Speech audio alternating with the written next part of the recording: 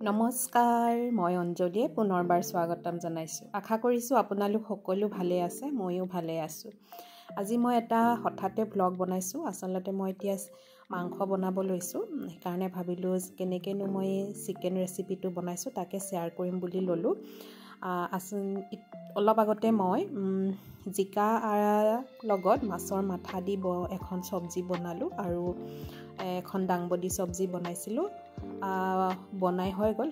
হঠাতে ইয়াৰ লগৰ এটা আহিলে আমাৰ চানুৰ, সেইকাৰণে ভাবিলোঁ অকণমান মাংস আনিব দিলোঁ আৰু মাংস আধা কেজিমান আনিলে আৰু ইমানে সৰু সৰুকৈ কাটি আনিলে, তাকে কিবা এটা বনাওঁ বুলি ল'লোঁ। আৰু মইনো মাংস ৰেচিপিটো কেনেকৈ বনাইছোঁ চাওঁ ব'লক। এয়া দেখিছেনে, একদম সৰু সৰু পিচ কৰি আনিলে, গতিকে কেনেকৈ বনাওঁ কি বনাওঁ মানে ভাবি বনাইছোঁ আৰু। এয়া প্ৰথমতে দি ল'লোঁ, এয়া দেখিছেনে নিমখ অকণমান, তাৰ পাছতে অকণমান হালধি দি ল'লোঁ,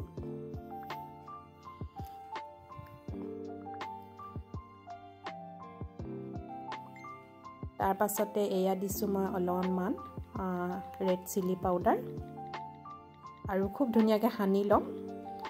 আচলতে ই অহাৰ কাৰণে মাংস আনিব লগা হ'ল, দেউতাক নাই, ই থকা ইয়াকে আনিব দিলোঁ, দুইটাকে ওলাই যাব ক'লোঁ। অকণমান মাংস, যিহেতু যিটি মাংস আনিব নাজানিব, সেইকাৰণে ব্ৰইলাৰ মাংসকে অনোৱালোঁ। আৰু এয়া আধা কেজি মাংস লৈ আহিলে।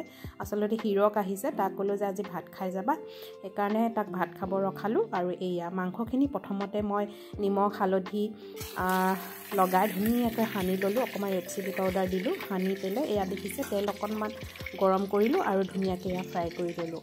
এটা ধুনীয়া ৰঙচুৱা হোৱালৈকে ধুনীয়াকৈ ফ্ৰাই কৰি ল'ম। আৰু গোটেই মাংসখিনি এইধৰণে অলপ অলপকৈ মাংসখিনি ফ্ৰাই কৰি ল'লোঁ। আনফালে এটা চচপেন বহাই লৈছোঁ আৰু চচপেনতে দি দিলোঁ এয়া কেইটামান কাজু আপোনালোকে, মোৰ আধা কেজি মাংসত প্ৰায় ধৰক ফালি থোৱা হয়, ফালি থোৱা টুকুৰা প্ৰায় 7-8টামান দিছোঁ। তাৰপিছতে এটা এয়া দেখিছে ডাঙৰ চাইজৰ বিলাহী এটা। এইকেইটা মই এতিয়া অকণমান গৰম পানীত গৰম কৰি ল'ম, বইল কৰি ল'ম প্ৰায় 5 মিনিটমানৰ কাৰণে।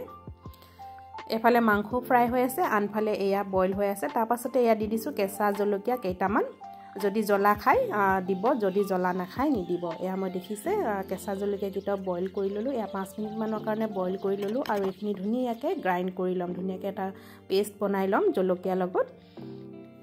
তাৰপাছতে এইফালে কেৰাহীটোত দেখিছেনে মাংস ফ্ৰাই কৰা হৈ গ'ল আৰু তেল অলপমান বেছি হ'ব নিচিনা লগাত মই অকণমান কমাই ল'লোঁ আৰু তেলখিনিতে দি দিলোঁ জিৰা, গোটা জিৰা এচামুচ আৰু এয়াৰ কাটি থোৱা পিঁয়াজ। মই পিঁয়াজকেইটা গোল গোল শ্বেপত কাটিছোঁ, আপোনালোকে যেনেকৈ কাটিয়ে তেনেকৈয়ে দিব পাৰে। মই গোল গোল শ্বেপত কাটি লৈছোঁ। এটা ডাঙৰ চাইজৰ পিঁয়াজ আপোনালোকে অকণমান বেছিকৈও দিব পাৰে, কোনো কথা নাই।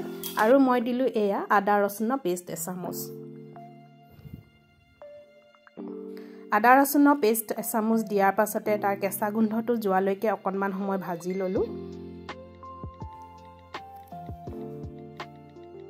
তাৰ পাছতে মই এয়া দিছোঁ জিৰা পাউডাৰ এচামুচ। মই ঘৰতে খুন্দি গ্ৰাইণ্ড কৰি থওঁ গোটা জিৰা, আৰু অলপমান দিলোঁ মিট মছলা অকণমান দিলোঁ আৰু ৰেড চিলি পাউডাৰ অকণমান দিলোঁ, প্ৰায় সৰু চামুচেৰে এচামুচ দিছোঁ। আৰু অকণমান পানী দি মই এইখিনি ভাজি ল'লোঁ। তাৰ পাছতে এয়া দেখিছে ফ্ৰাই কৰি থোৱা মাংসখিনি দি দিলোঁ।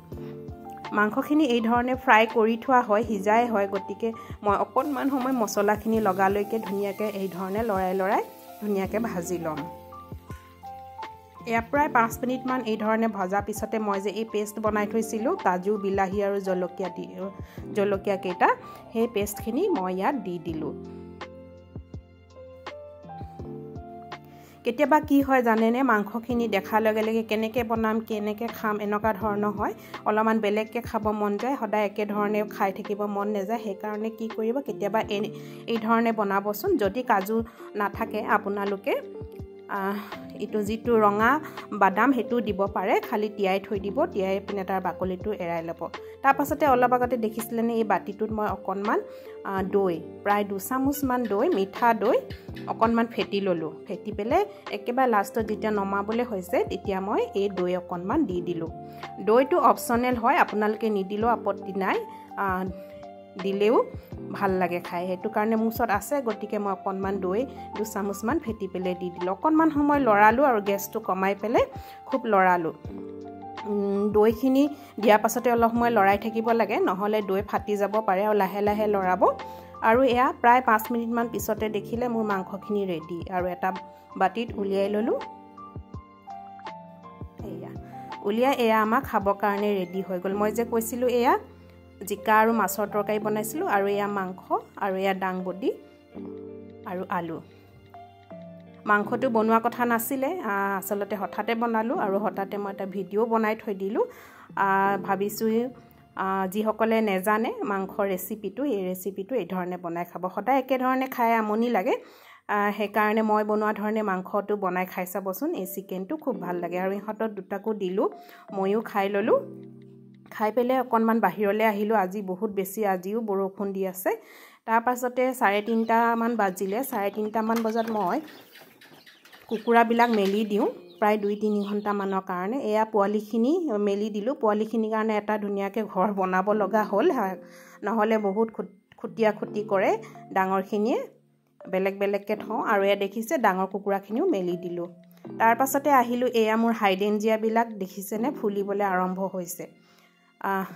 যেতিয়া গোটেই সম্পূৰ্ণ ফুলিব তেতিয়া খুবেই ধুনীয়া লাগিব আৰু অলপমান মোৰ বিক্ৰীও হৈ গ'ল সৰু সৰু পটত আছিলে এতিয়া বৰ্তমান এইখিনি আছে আৰু ফুলিবলৈ মাথো আৰম্ভ হৈছেহে দেখিছেনে ডিচেম্বৰ মাহত যেতিয়া খুব ধুনীয়াকৈ মই দেখাইছিলোঁ মাটিবিলাক খুচৰি পেলাই বোন মিল আৰু গোবৰ যদি দি দিয়ে তেতিয়া এপ্ৰিল মে মাহত খুব ধুনীয়াকৈ ফুলা দেখা যায় এয়া মাথো ফুলিবলৈ আৰম্ভ কৰিছেহে কেইদিনমান পিছত বৰ ধুনীয়া দেখিব যদি মোৰ ওচৰত থাকে আৰু বৰষুণে যদি বেয়া নকৰে নিশ্চয় মই আপোনালোকৰ লগত ভিডিঅ'টো শ্বেয়াৰ কৰিম এয়াই আজি অকণমান আবেলি পৰিৱেশটো দেখাই দিছোঁ তাৰ পাছত আহিলোঁ এয়া আগফালে দেখিছেনে এই যে এডেনিয়ামবিলাক মই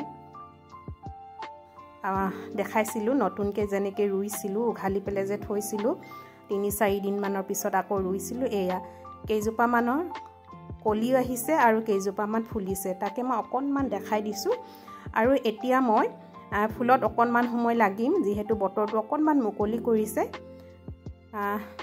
তাকে আজি ভিডিঅ'টো ইমানেই আছিল কেনেকুৱা লাগিলে নিশ্চয় জনাবলৈ নাপাহৰিব ভাল লাগিলে প্লিজ লাইক এটা সুন্দৰ কমেণ্ট কৰিব আৰু যিসকল নতুন সেইসকলে ছাবস্ক্ৰাইব কৰি কাষতে থকা বেলটো অন কৰি দিব